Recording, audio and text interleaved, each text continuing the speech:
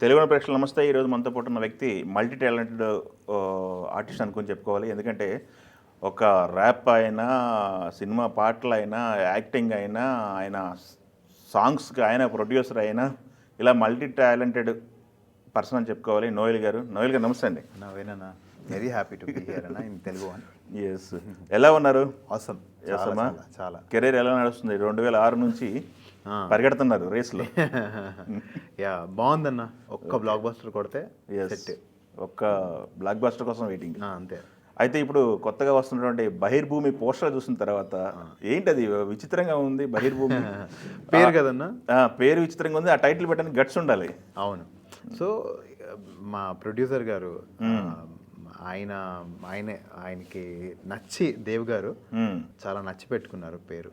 అంటే cinema captain. Actually మీరు cinema చూస్తే అరే పర్లేదు కరెక్టే కదా అని అనిపిస్తుంది. ఓకే, సబ్జెక్ట్కి కరెక్టే, రిలవెంటే ఉంటుంది. ఓకే, కానీ మీరు అన్నట్టు కొంచెం గట్స్ ఉండాలి. ఆయన చాలా మీరు ఎందుకు పోయా, మీకు ఎందుకు, నాకు వదిలేయండి, మీరు నాకు చాలా పాజిటివ్గా ఉందన్నారు. సో ఒక మనిషి ఒక విషయాన్ని అంత పాజిటివ్గా నమ్ముతున్నప్పుడు మనము నెగిటివ్గా చెప్పడం ఎందుకు అని చెప్పి నేను సరే సార్ మీకు అంత పాజిటివ్గా ఉంటే మనం ఖచ్చితంగా వెళ్ళిపోదామని. అండ్ కొన్నిసార్లు మనకు తెలీదు ఎక్కడి నుంచి ఎలా వర్కౌట్ అవుతుంది అనేది మనకు తెలియదు. అఫ్ కోర్స్ డిఫరెంట్గా ఉంది, అందరూ చూస్తున్నారు దానికి ఏంటిది ఎట్లా పెట్టారు. అవును, ఏదో అటెన్షన్ అయితే క్రియేట్ చేశారు. అవును. ఇప్పుడు చూడండి ఫస్ట్ క్వశ్చన్ కూడా అదే, ఏంటి ఇది మనకు ఈ సబ్జెక్ట్ ఎలా వచ్చింది మీ దగ్గరికి? డైరెక్టర్ పాయింట్ ఆఫ్ వ్యూలో మీరు చెప్పింది తీసారా? బాగా వచ్చిందన్న. డెఫినెట్లీ ఆయన చెప్పింది తీశారు. ఆర్టిస్టులు కూడా నోన్ ఫేస్లు. ఇది కొంచెం ఎక్స్పెరిమెంటల్ ఫిల్మ్ అనుకోవాలన్న. అండ్ కంప్లీట్ పల్లెటూరు బ్యాక్ డ్రాప్ లో ఉంటుంది. సో తీసుకున్న క్యారెక్టర్స్ కూడా అలా సెట్ అయ్యే వాళ్ళని తీసుకున్నారు.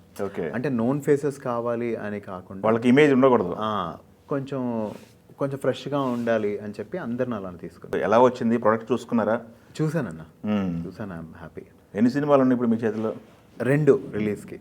ఓకే, పొట్టేలు రిలీజ్ కొన్నాయి. యా, ఆన్ సెట్స్ October 15 నుంచి నెక్స్ట్ ప్రాజెక్ట్ స్టార్ట్ అవుతుందండి. Okay, taking it slow. Actually మధ్యలో ఏంటంటే నేను బ్యాక్ టు బ్యాక్ సినిమాలు చేస్తున్నాను. అంటే చిన్న చిన్న రోల్స్, ఏ రోల్ అయినా సరే మన ఇండస్ట్రీలో ఉండాలి, సర్వైవ్ అవ్వాలి అని అన్నీ చేస్తూ వెళ్ళాను. సో చాలా వరకు మనం ఒక 20 days 30 days 10 days కష్టపడిన అదే అక్కడ కనిపించలేదు. ఎడిటింగ్లో వెళ్ళిపోవడం అవన్నీ. సో చాలా బాధపడ్డాను నేను. సో ఈ ప్రాబ్లంకి సొల్యూషన్ ఏంటంటే మనం మెయిన్ లీడ్ అయితే మన చుట్టూ ఉంటుంది కదా, అండ్ కట్టింగ్ అనేది తక్కువ కదన్న.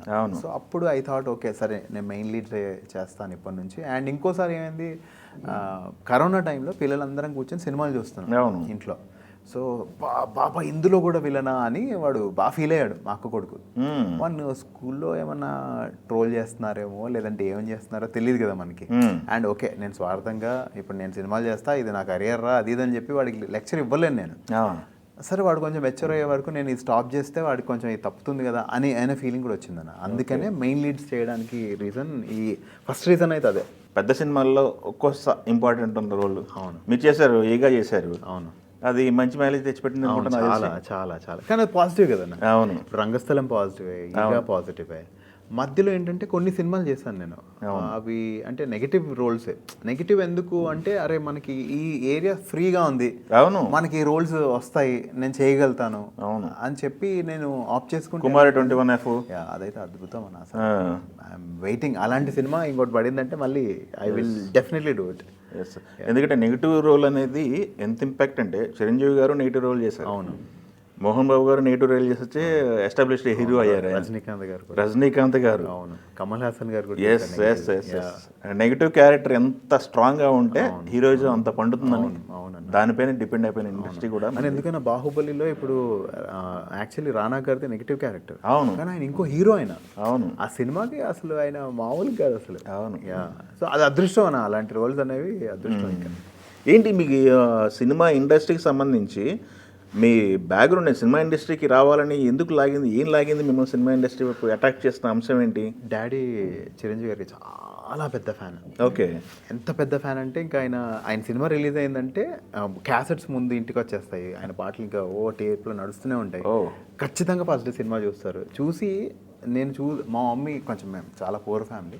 ఓకే, డైరెక్ట్గా నేను చూసానని చెప్పకుండా మా ఫ్రెండ్స్ చూసారంట, ఇలా ఉందంట అలా ఉందంట, సార్ ఇలా ఫైట్ చేస్తారు అలా ఫైట్ చేస్తారు అని చెప్పి చెప్పేవాళ్ళు. ఒకరోజు ముగ్గురు మొన్న సినిమా నేను మా ఫ్రెండ్స్తో బంక్ కొట్టి వెళ్ళాను నేను. మా నాన్న వెనకాల అరుస్తున్నారు గట్టి గట్టిగా. మా నాన్నలో చిన్నపిల్లని చూసాను నేను ఫస్ట్ టైం. చిరంజీవి గారిని చూసినప్పుడు ఆయన చిన్నపిల్లలాగా అయిపోయారు ఆయన.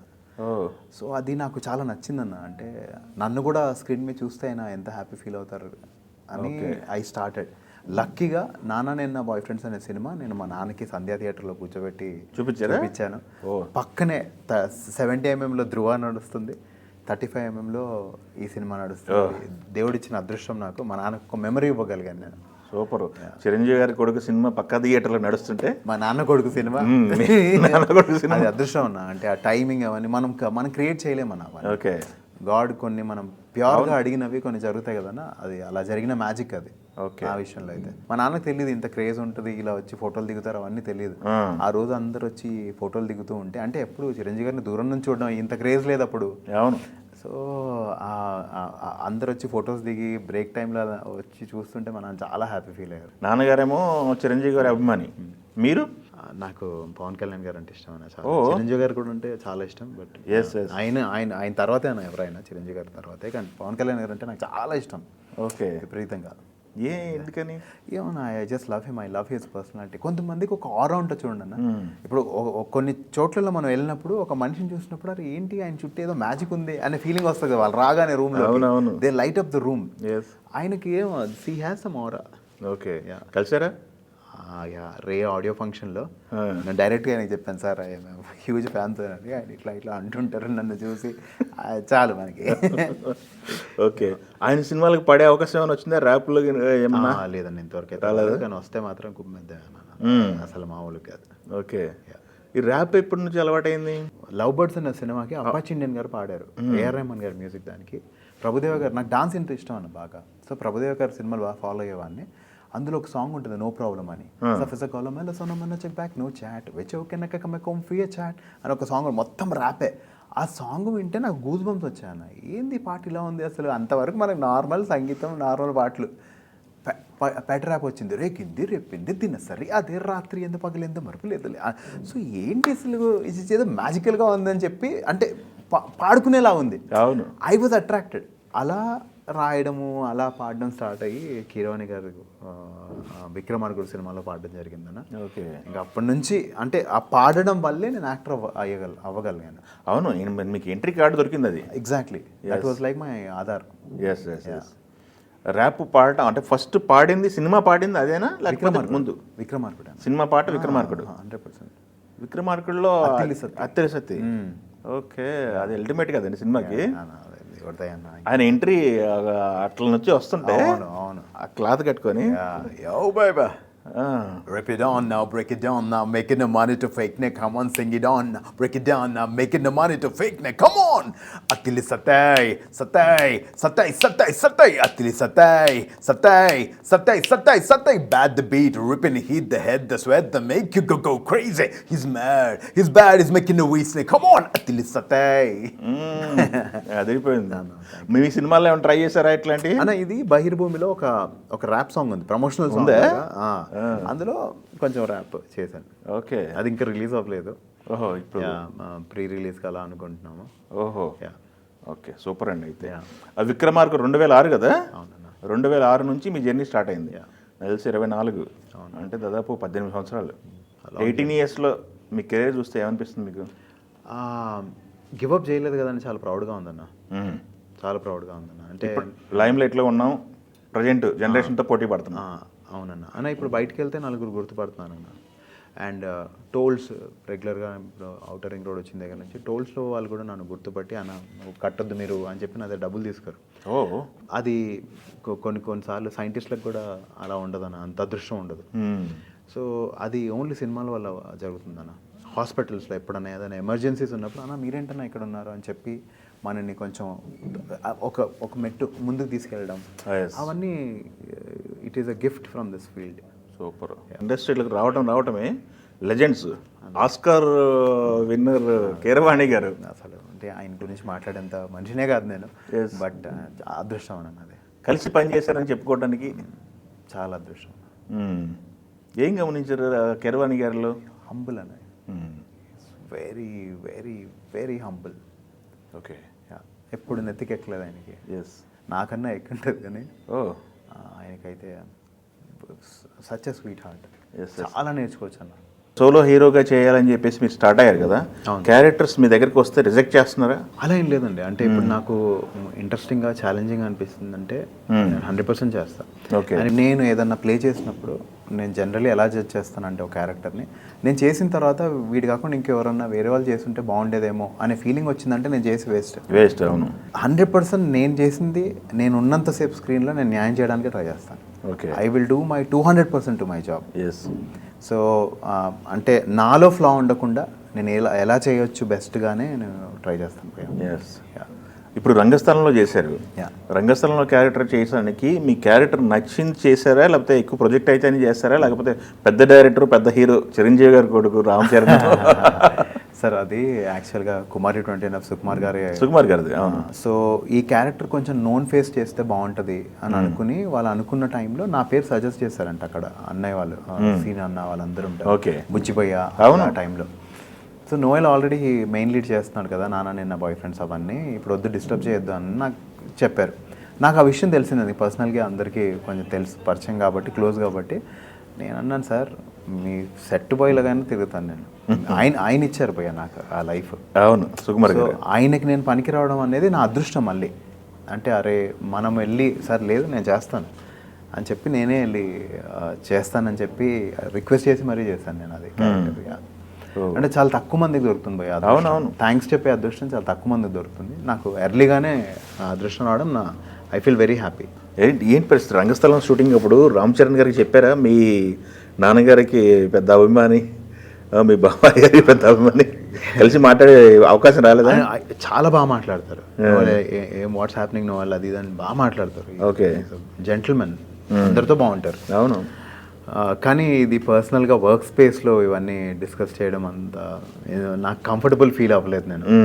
అంటే కొందరు ముఖస్థుతి కోసం కూడా చెప్తుంటారు కదా, అలా డైల్యూట్ అయిపోద్దని. మా నాన్నగారు ఈవెన్ ఆయన లాస్ట్ డేస్లో కూడా చిరంజీవి గారిని కలుమని బిగ్ బాస్లో నేను చెప్పాను నాన్నకి, చిరంజీవి గారికి మా నాన్న చాలా పెద్ద ఫ్యాన్ అది ఇదని.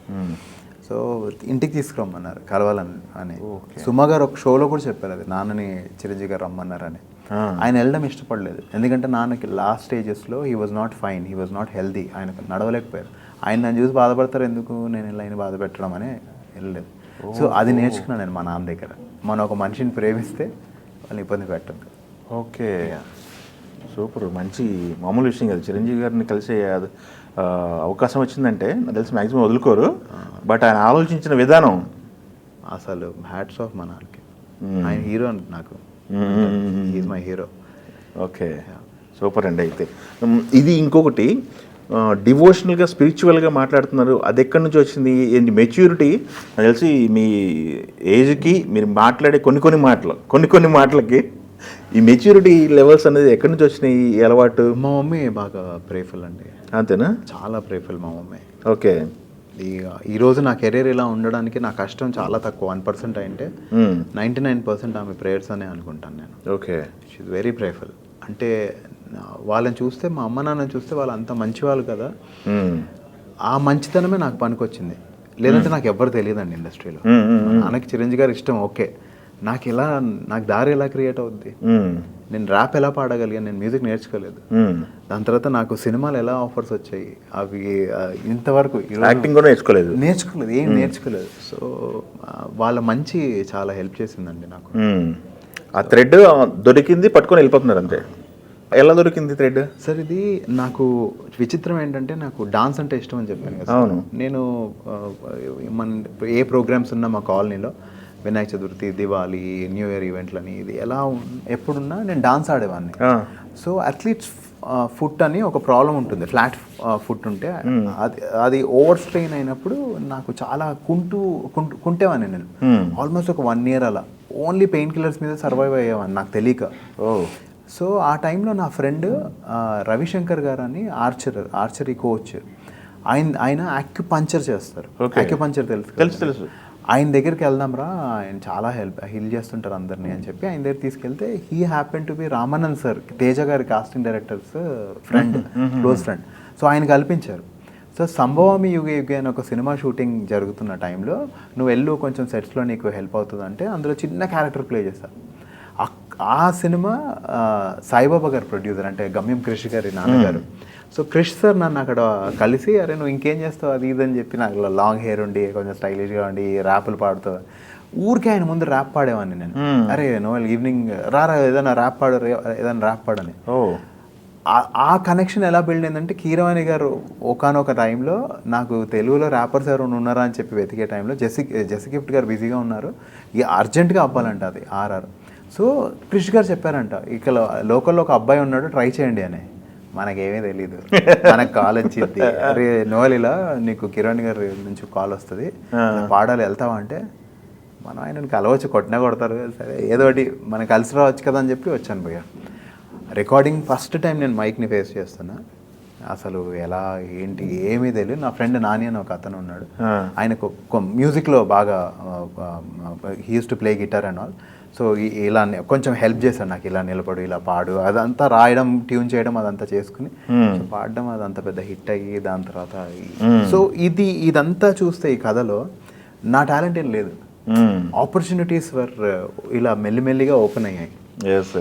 టాలెంట్ ఉంది, టాలెంట్కి దారి దొరికింది. టాలెంట్ లేదంటే ఎట్లా మరి? అంటే ఆ టైంలో నాకు హెల్ప్ అయింది అది. తర్వాత ఇంకా క్రిష్ గారే, నేను మీకు తెలుసు ఏదో పెట్టుకున్నట్టు వేదంలో ఏదో ఉన్నట్టుంది కదా, వేదంలో ర్యాప్ పాడేది కదా, వేదం నుంచి అలా అందరూ ఇండస్ట్రీలో ఒక లుక్ పడింది. ఫస్ట్ మీరే కదా తెలుగులో ఉంది ర్యాప్? అవునండి. తర్వాత మన వీళ్ళు వచ్చారు, రోడ్ రాయుడు, తర్వాత చాగంటి, చాలా మంది వచ్చారు ఇప్పుడు. లక్కీగా I was the first. Yes. తర్వాత మళ్ళీ మీ వీడియోస్ ప్రైవేట్ ఆల్బమ్స్ చేశారు. అవును. ప్రైవేట్ ఆల్బమ్స్ అనేవి దీనికి ముందా దీని తర్వాత? దీని ముందే అండి, అంటే సైమల్టేనియస్గా యాక్చువల్లీ చెప్పాలంటే. ఎందుకంటే ఇప్పుడు దీని తర్వాత మా విక్రమార్కుడు తర్వాత మంత్ర సాంగ్ పాడాను నేను. అవును. ర్యాప్ మొత్తం. సో ఆ సాంగ్లో ఫీమేల్ సాంగ్ అది, మధ్యలో ర్యాప్. సో నేను ఎప్పుడైనా కాలేజ్ ఈవెంట్స్ నన్ను అడిగే టైంలో నేను ఖచ్చితంగా ఫీమేల్ సింగర్ని తీసుకునే వెళ్ళాలి, లేదంటే నేను పాడలేను ఆ పాట, లేదంటే ఆ ఫీమేల్ కోరస్ అంతా అయిపోయే వరకు నేను వెయిట్ చేసి నా ర్యాప్ పాడడం. ఇది కాదు, మనం ఏదైనా ఓన్గా క్రియేట్ చేద్దాము, నా ఓన్ సాంగ్స్ చేయాలి అని చెప్పి స్టార్ట్ చేసి, ఎప్పుడైనా ఈవెంట్స్కి వెళ్ళినప్పుడు నేను పాడడానికి ఉంటుంది కదా అని చెప్పి, దట్స్ హౌ ఐ స్టార్టెడ్. సైమల్టేనియస్గా సింగర్గా ఉన్నారు ప్లస్ యాక్టర్, రెండిట్లో మీకు ఇష్టమైంది, బాగా ఇష్టమైంది? యాక్టింగ్ అండి. యాక్టింగేనా? ఎప్పటికైనా కొట్టాలి భయ్యా, కొట్టి రిటైర్మెంట్ తీసుకుంటాను భయ్యా. ఓకే. బాగా ఇష్టమైన జోనర్స్ ఏంది మీకు? మీ స్ట్రెంగ్త్ ఏంటి? నా స్ట్రెంగ్త్, నాకు శివపుత్రుడు కొంచెం డిఫరెంట్ క్యారెక్టర్స్ చేయాలని ఇష్టం. అంటే ఇప్పుడు శివపుత్రుడు అని ఇమ్మీడియట్గా ఎందుకు ఎగ్జాంపుల్ చెప్పానంటే, అందులో డైలాగ్స్ ఉండవు ఆయనకి.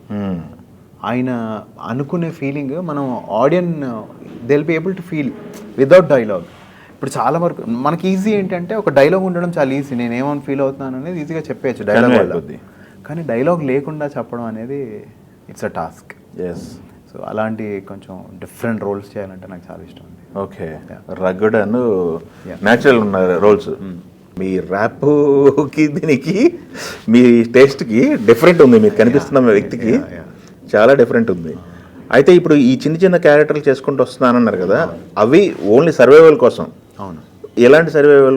మీరు యాక్టింగ్ ఆపకూడదు మార్కెట్లో ఉన్నానని చెప్పడానికి, లేదా ఫైనాన్షియల్ సర్వైవల్ కోసం?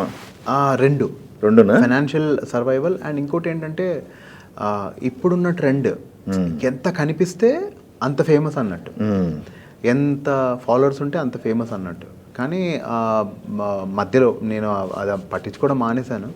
బట్ అది అవసరం చాలా, అంటే ఫాలోవర్స్ అవసరం. ఇప్పుడు మనల్ని ఎవరైనా తీసుకుంటున్నారంటే వీడికి ఎంతమంది ఫాలోవర్స్ ఉన్నారని కూడా చూస్తున్నారు. అవును. సో అలా ఐ థాట్ ఓకే మనం లూజ్ గ్రిప్ చేయొద్దు, అంటే ఇప్పుడు ఒక సినిమా వస్తుంది దాని గురించి వెయిట్ చేద్దాం, అది కొడదాం అనేది వర్కౌట్ అవ్వదు. I have to be in the loop. మెయిన్గా సోషల్ మీడియా అనేది ఇప్పుడు ప్రజెంట్ విపరీతమైన దాని ఉంటారు బజ్ క్రియేట్ చేస్తుంది. ఒక చర్చ నడుస్తుంది సోషల్ మీడియాతో. సోషల్ మీడియాలో చర్చ నడుస్తుంది, సోషల్ మీడియా పైన చర్చ నడుస్తుంది, రెండు రకాలుగా వెళ్తుంది. సోషల్ మీడియాలో మీరు ఎంత యాక్టివ్గా ఉంటున్నారు? సోషల్ మీడియా మీ లైఫ్లో ఎలాంటి రోల్ ప్లే చేస్తుంది? మీ అభిప్రాయం ఏంటి సోషల్ మీడియా పైన? ఎంత తక్కువ వాడితే అంత మంచిదని నా ఫీలింగ్ అండి.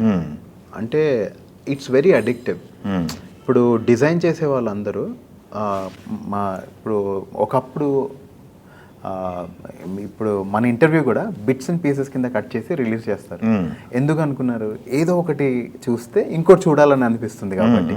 రీల్ అనేది ఇప్పుడు అంతే, ఒక చూసారా ఇంకోటి చూస్తూనే ఉంటారు. అలా గంటలు తరబడి కూర్చుని వాళ్ళు పాపం టైం వేస్ట్ చేసేసి ఏం చేయాలో అర్థం కాక మైండ్ ఒక రకంగా బ్లాంక్ అయిపోయి, సో అలా ఒక రకమైన అడిక్షన్ అది. ఇట్ ఈస్ నాట్ సేఫ్ నన్ను అడుగుతైతే. ఓకే, నన్ను అడుగుతైతే ఇట్స్ నాట్ సేఫ్. మనం టైం లిమిట్ పెట్టుకుని, నా దాంట్లో 30 minutes ఉంటుంది టైమర్. ఆ టైం లిమిట్ పెట్టుకొని దానికంటే ఎక్కువ వాడకపోతే బెస్ట్. టైమర్ పెట్టుకొని మరి చాలా క్యాల్కులేటర్కి వెళ్తున్నారు అయితే. అంటే ఒక రకమైన అడిక్షన్ లాగా అయిపోయింది నాకు ఇన్ బిట్వీన్. నేను యాక్టివ్గా లేకున్నా అన్నీ చూడడము అవసరం లేదు కదండి. అవును. ఇప్పుడు ఒకప్పుడు లైక్ నాకు చిరంజీవి గారు అంటే ఇష్టం. నేను రీసెర్చ్ చేసి కొన్ని బుక్స్ చదివి ఆయన గురించి తెలుసుకుంటే కానీ తెలిసేది కాదు.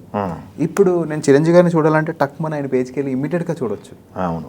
అలానే ఆయనను మాత్రమే చూస్తాం మనం, బోలెడు మంది ఉంటారు ఇంకా అందరినీ చూసి. అదంతా అన్వాంటెడ్ ఇన్ఫర్మేషన్ అండి. ఇఫ్ యూ లవ్ సంబడి ఆ ఒక్క ఇన్ఫర్మేషన్ ఉంటే చాలు అనేది ఓకే ఐ ఫీల్. ఇప్పుడు ఎవరో ఎక్కడో యూఎస్లో ఏదో అయింది కూడా మనకు తెలుసు. అనవసరం అండి. We won't be able to do anything to them. మనం వెళ్ళి హెల్ప్ కూడా చేయలేము. అయ్యో పాపం అనుకొని అది అనవసరమైన. అయితే ఇప్పుడు మనకి ఈ సినిమా ఉంది, ఇప్పుడు మనకి సినిమా బహిర్భూమి. బహిర్భూమి ప్రొడ్యూసర్ అనే అతను గట్టికి పట్టుకొచ్చున్నారు టైటిల్ అన్నారు. అవును. డైరెక్టర్ పరిస్థితి ఏంటి? డైరెక్టర్ ప్రొడ్యూసర్ అంత కాన్ఫిడెంట్గా ఉండడానికి కారణం ఏంటి? ప్రొడ్యూసర్ బ్యాక్గ్రౌండ్ ఏంటి? ఇంతకుముందు ఏం సినిమాలు చేశారా? ఆయన ఒక 20 years బ్యాక్ ఒక సినిమా చేశారు ఆయన. ఓకే. దాని తర్వాత మళ్ళీ ఇదే. అండ్ చాలా మంచి పర్సన్ దేవయ్య ఆయన. అంటే మేమందరం ఇమ్మీడియట్గా ఆయన అంత పాజిటివ్గా అంటే ఒప్పుకోవడానికి రీజన్ ఏంటంటే ఆయన మన డబ్బుల విషయంలో ఎప్పుడు ఇబ్బంది పెట్టలేదు. ఏది కావాలన్నా అది ప్రొవైడ్ చేశారు. అండ్ ఆయన అనుకున్నట్టు చేస్తారు. ఎక్కడ షూట్ చేశారు ఇదంతా? మేము నెల్లూరులో రూరల్లోనే షూట్ చేశారు కంప్లీట్గా. సో మొత్తం అంతా ఆయన దగ్గరుండి, యాక్చువల్లీ యూఎస్లో ఉంటారు ఆయన. ఓకే. సో ఈ సినిమా కోసం అని వచ్చి మొత్తం దగ్గరుండి చూసుకున్నారు అన్ని. సో చాలా కసిగా చేస్తున్నారు. సో ఒక మనిషి అంత పాజిటివ్గా నమ్ముతున్నప్పుడు మిగతా వాళ్ళందరూ కూడా అరే చలో మనం కూడా అంటే ముందు మా ఆప్షన్ ఇచ్చింది మా డైరెక్టర్ గారు. పేరు ఆప్షన్ ఇచ్చింది డైరెక్టర్ గారే. బట్ మాకు ఓకే.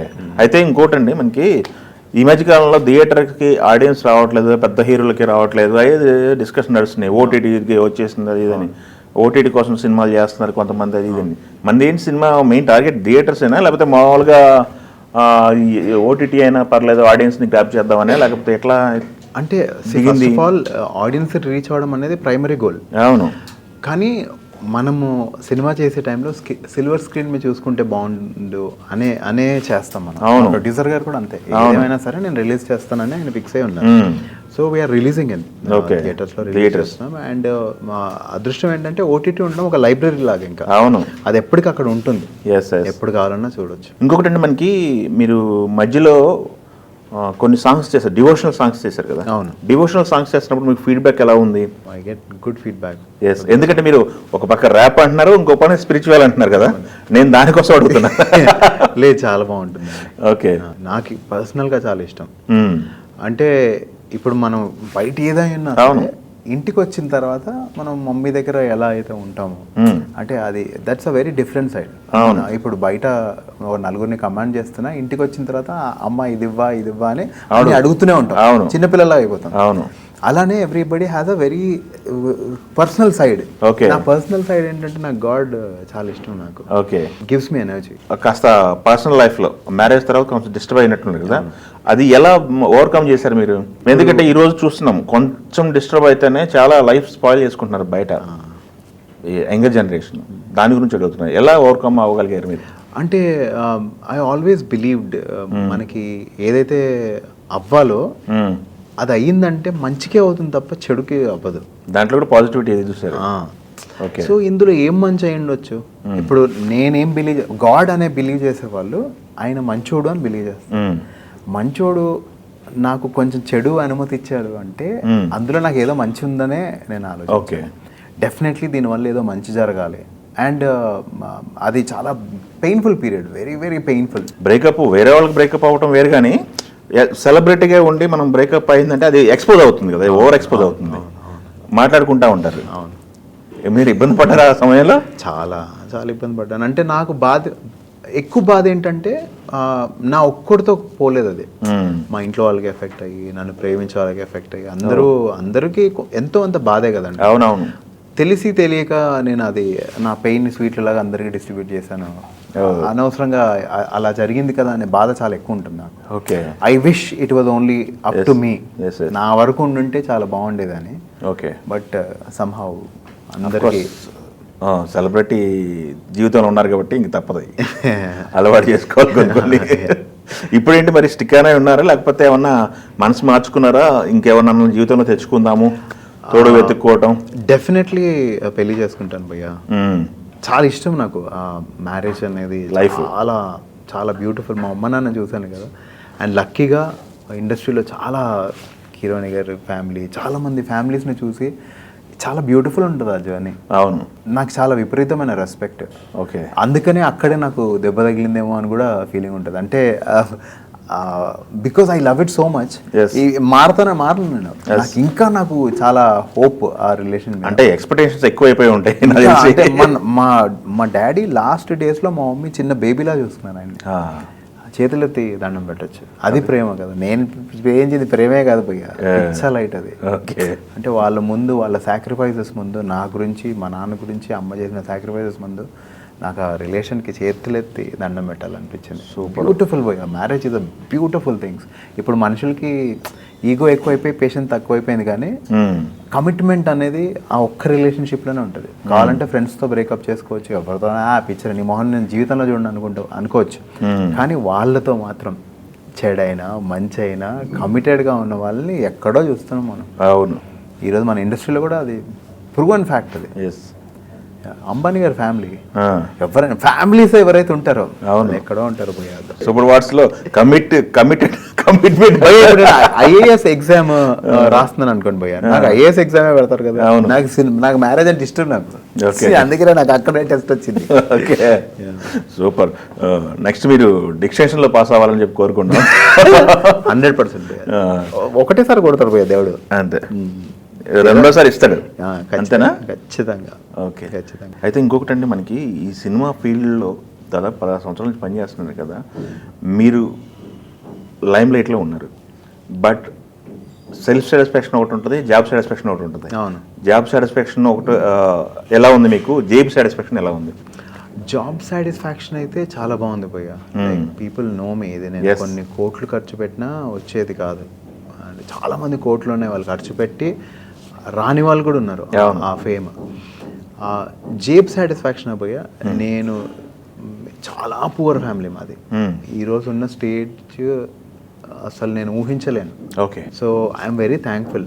ఓకే. చాలా గ్రాటిట్యూడ్ ఉంటుంది వెనక్కి తిరిగి చూసుకుంటే, దేవుడు మనకి చాలా చేశాడు అని గ్రాటిట్యూడ్ ఉంటుంది.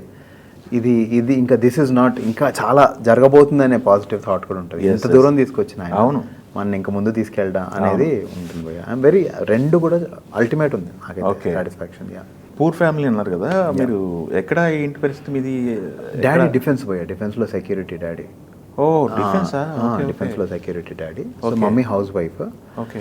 సో మేము చాలా, అంటే ముందు సర్వెంట్ క్వార్టర్స్లో ఉండేవాళ్ళం. మాకు అది అలౌట్ అవ్వకముందు, క్వార్టర్స్ అలౌట్ అవ్వకముందు సర్వెంట్ క్వార్టర్స్లో ఉండేవాళ్ళం. మమ్మీ సర్వెంట్లా వర్క్ చేసేవాళ్ళు.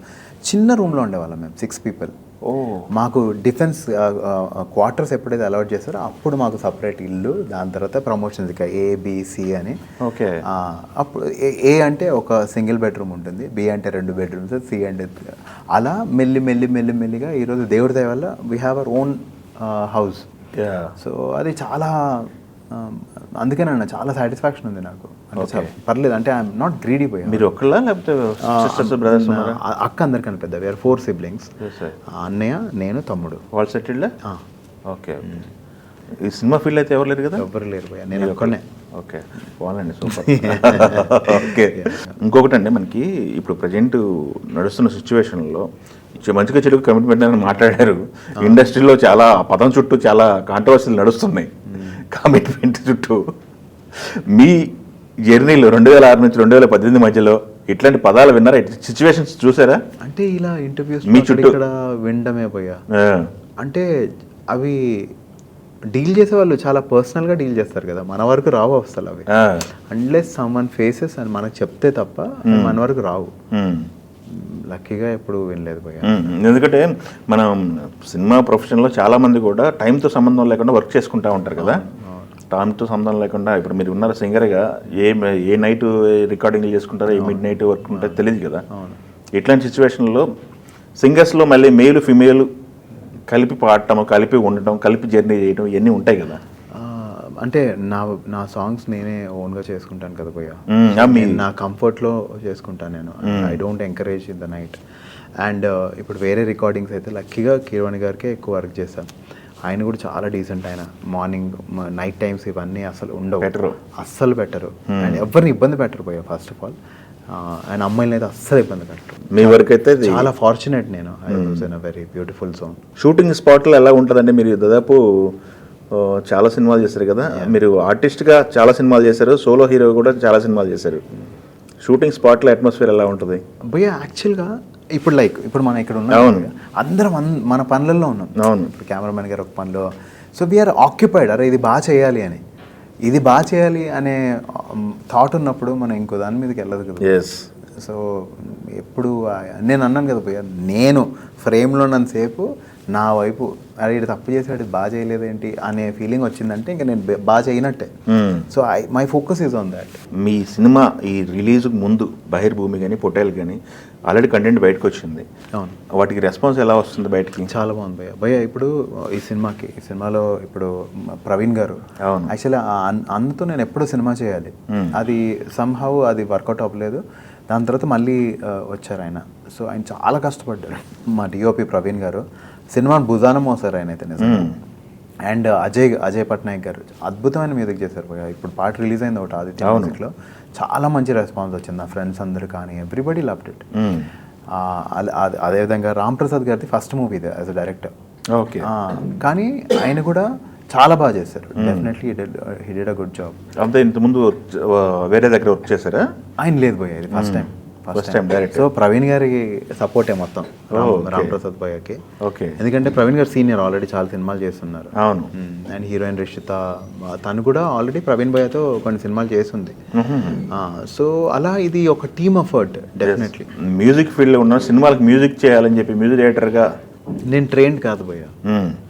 సో నాకంటే బెటర్గా సబ్జెక్ట్ నాలెడ్జ్ ఉండి నిజంగా కష్టపడిన వాళ్ళు, అక్కడ పైకి రావాలని కష్టపడిన వాళ్ళకి అది ఆ ఛాన్స్ వెళ్తే బాగుంటుందని నేను ఎప్పుడు అనుకుంటాను. Okay. Like I'm a very good actor.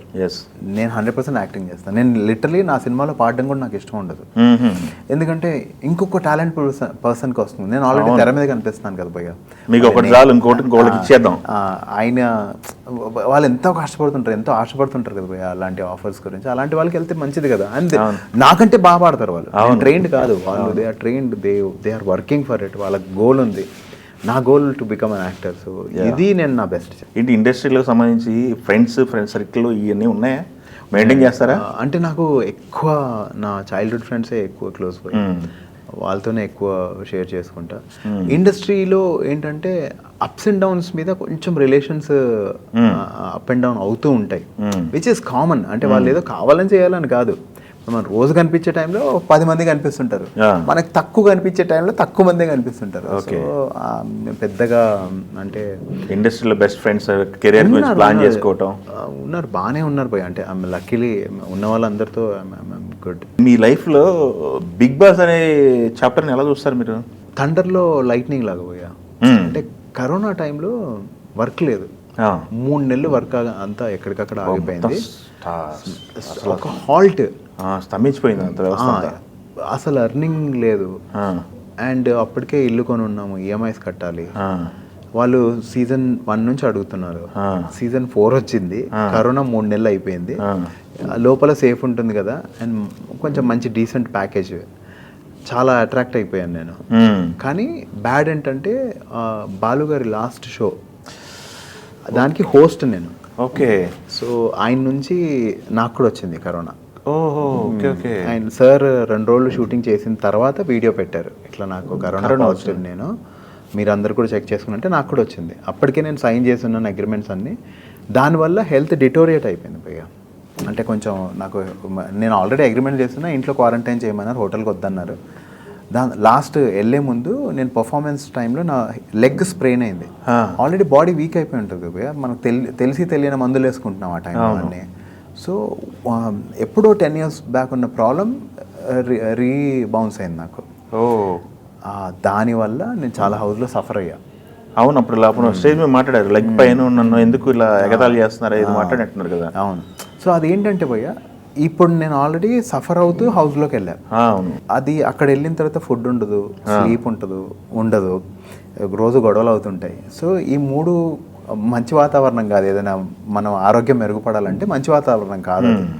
దానివల్ల రోజు రోజుకి నాకు ఏమైందంటే కొంచెం ఎక్కువ పెయిన్ అనేది అగ్రివేట్ అయిపోయేది బాగా. ఓకే. సో అది ఇంకా అదే అంటే పాపం వాళ్ళు ఏదో అనాలని కాదు, అందరు మంచి వాళ్ళే పోయి ఆ టైంలో అందరికీ గెలవాలని ఉంటుంది కదా. అవునవును. ఏదో రకంగా మనం డౌన్ చేస్తే బాగుంటుంది, వాళ్ళు ముందుకెళ్ళొచ్చు అనే ఫీలింగ్ తప్ప వాళ్ళు ఏదో నన్ను అన్నారని అన్నాను. బట్ ఆ టైంలో బాధపడ్డా నేను, అరే ఎందుకు ఇలా అది ఇదని. బిగ్ బాస్ వచ్చిన తర్వాత మీ లైఫ్లో పెద్ద చేంజెస్లు ఇట్లాంటివి ఏమైనా జరగలేదు? భయ్యా లక్కీగా నేను ముందు నుంచే గుర్తుపడతారు భయ్యా. అదే చేశాను, రంగస్థలం చేశాను, కుమారి 29 చేశాను, నాన్ననే నా బాయ్ ఫ్రెండ్స్, రాజా మీరు కేక. అవును. సో అప్పటికే కొంచెం మంచి లైనప్ నాది. అవును. People already know me. And Suma గారు ఆమెకి చేతులెట్టి ఎంత నమస్కారం చెప్పినా తక్కువే. ఎప్పుడు క్యాష్ షోకి వెళ్ళినా నా గురించి చాలా మంచిగా మాట్లాడి, ఆవిడ అంత పెద్ద టెలివిజన్ పర్సనాలిటీ, ప్రతి ఇంట్లో తీసుకెళ్ళిపోయారు. ఆవిడ ఏం చెప్తుంది జనాలు అరే మనోడే అనే ఫీలింగ్ ఎక్కువ క్రియేట్ చేస్తారు. ఆవిడ చెప్పిన ప్రతిసారి మనోడే కదా అనే ఫీలింగ్ క్రియేట్ అయ్యి, సో పీపుల్ ఆల్రెడీ నో మీ. సో నాకు బిగ్ బాస్ వల్ల కొత్తగా వచ్చింది ఏం లేదు భయ్య. బట్ ఆ టైంలో వాళ్ళు నన్ను ఆదుకున్నట్టే. నేను నిజంగా వర్క్ లేని టైంలో వాళ్ళు నాకు వర్క్ ఇచ్చి కొన్ని ఈఎంఐలు కట్టుకుని హ్యాపీగా నాకు టెన్షన్ లేకుండా కొంచెం ఆ ప్రెషర్డ్ అట్మాస్ఫియర్ ఉండడం వల్ల కొంచెం ఇబ్బంది పడ్డాను తప్ప ఆర్ఎల్స్ ఐమ్ హ్యాపీ. బాలు గారు టాపిక్ వచ్చింది కాబట్టి, బాలు గారితో షో వర్క్ చేయటం అనేది మామూలు విషయం కాదు. ఆయన దాదాపు ఆయన లెజెండ్ అని చెప్పాలి. ఆ సిచ్యువేషన్లో ఆ షో చేయలేకపోయానని బాధ ఆయన తర్వాత ఆయన వెళ్ళిపోయారు. మీరు బిగ్ బాస్లోకి వచ్చి కరోనా తర్వాత ఆయన దాదాపు 4 రోజులు సఫర్ అయ్యారు కదా. అవన్నీ మీకు తర్వాత తెలిసిందా లేకపోతే బిగ్ బాస్లో ఉండగా తెలిసిందా? బయటకు వచ్చిన తర్వాత తెలిసింది ఆయన లేరని. అవును, ఎందుకంటే 1 month ఉన్నారు కదా భయ్య. మేము లాస్ట్ నేను వెళ్ళిపోయే టైంకి ఆయన ఇంకా హాస్పిటల్లో ఉన్నారు. బట్ చాలా బాధ వేసింది భయ్య. ఆయన ఒక లెజెండ్ భయ్య. ఎలా ఉండేవాళ్ళు సార్ బయట? చాలా సరదాగా అదే భయ్య. అంటే నేను చూసింది ఏంటంటే ఎవరైతే లెజెండ్స్ ఉంటారో, ఎవరైతే లిటరలీ మేధావులు ఉంటారో వాళ్ళు సింప్లిఫై చేస్తారు భయ్య. అంటే ఇది ఇంతే ఎవరన్నా చేయొచ్చు అనే కాన్ఫిడెన్స్ క్రియేట్ అవుద్ది. ఆయన దగ్గరికి వెళ్ళి మాట్లాడితే ఆయన మన వాళ్ళే సార్, అరే మన సార్ చాలా క్లోజ్ మనకి అనే ఫీలింగ్ క్రియేట్ చేస్తారు. దానివల్ల మనం కంఫర్టబుల్ అవుతాం. నేను బాలు గారిని అనే ఫీలింగ్ ఆయన క్రియేట్ చేస్తాను నోటి నుంచి ఒక మాట రాదు, ఏమైనా భలే ఉన్నావా చలో మాట్లాడు అని చెప్తారు కదా, కాన్ఫిడెన్స్ ఇస్తారు కదా. వాళ్ళే జీనియస్, ఆల్వేస్ జీనియస్ ఎవరంటే వాళ్ళ వర్క్ ఈజీ అయిపోవడానికి దే సింప్లిఫైడ్ కంప్లీట్గా, ఈజీగా ఇలా ఇది ఏముంది ఏం లేదు అన్నట్టు చేస్తారు. Okay. He gave lot of confidence on the stage. TV షోల విషయానికి వస్తే ఆ టీవీ షో అదేనా తర్వాత ఏమన్నా కంటిన్యూ చేశారు? సామాజ వర్గం పోయి అది ఆ ఒక్క సీజనే హోస్ట్ చేశాను. దాని తర్వాత మళ్ళీ వీడెంట్ డూ ఇట్ ఆ షో మళ్ళీ చేయలేదు. అండ్ సూపర్ కుటుంబం అనే ఒక షో హోస్ట్ చేశాను నేను. సరిగమప 2010 హోస్ట్ చేశాను. అలా కొన్ని షోస్ హోస్ట్ చేశాను భయ్య. అండ్ కంప్లీట్గా యాంకరింగ్ వైపు వెళ్తే మూవీస్ కొంచెం టచ్ తక్కువ అవుతుందేమో అనే టైంలో నేను కొంచెం ఇంట్రెస్ట్ చూపించలేదు. లేదంటే చాలా సంపాదించుకునే వాళ్ళని బాగా సంపాదించుకునే వాళ్ళని. ఓకే. అంటే ఇప్పుడు అపోహ వల్ల మీరు ఇటు వచ్చారా? ఎందుకంటే టీవీకి పరిమితం అయిపోతే బిగ్ స్క్రీన్ పైన అవకాశాలు ఉండవు మనకి అట్లా అంటారు కదా భయ్య. అంటే ఇప్పుడు జనరలీ అది అలా ఉండదు అని ఎంత చెప్పినా లిటరలీ వాళ్ళే చెప్తారు, ఊరిగా ఎక్కువ టీవీలో కనిపించద్దు అని చెప్తారు. సినిమా ఇండస్ట్రీలో చెప్తారు కదా భయ్య. ఇప్పుడు భయ్య మనం తీసుకొని మన మీద డబ్బులు ఇన్వెస్ట్ చేయాలి అంటే రోజు కనిపిస్తుంటే మన మీద ఒక ఇంప్రెషన్ ఆల్రెడీ ఉంటుంది. ఇప్పుడు ఆ క్యారెక్టర్ నేను చేసే టైంలో ఆ ఇంప్రెషన్తో చూస్తారు డిఫాల్ట్ కొంచెం ఎంతో అంత. అలా ఉండకుంటే బాగుండు అనేది. సో అందుకే దూరం అయ్యారు. కమింగ్ టు మూవీ విషయానికి వస్తే ఫైనల్గా మూవీ చూడాలనుకున్న వాళ్ళకి మీరేం చెప్తారు ఆడియన్స్కి? బై ఇది ఇట్స్ వెరీ ఎక్స్పెరిమెంటల్ ఫిల్మ్. ఒక మంచి పల్లెటూరు కథ. రామ్ ప్రసాద్ భయ్య చాలా ప్రేమతో రాసుకున్న కథ. ప్రొడ్యూసర్ దేవ్ గారు చాలా కష్టపడి ఆయన ప్రతి ఒక్కరు కనెక్ట్ అయ్యే ఒక క్యారెక్టర్ చేస్తే బాగుంటుంది అని చెప్పి ఆయన చేశారు.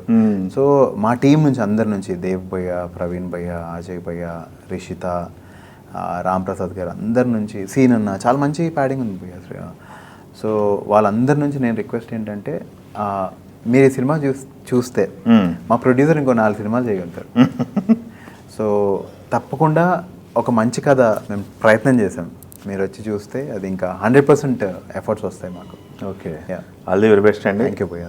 మంచి సినిమాలు చేస్తూ కెరీర్ మీరు అనుకున్న రేంజ్కి ఎదగాలని, అలానే మీ లైఫ్లో ఎంత పెద్ద అకేషన్ ఈవెంట్ అయినటువంటి ఆ కోరిక మీకు ఫుల్ఫిల్ అవ్వాలని కోరుకుంటూ all the very best. Thank you భయ్య. Thank you so much Venu గారు.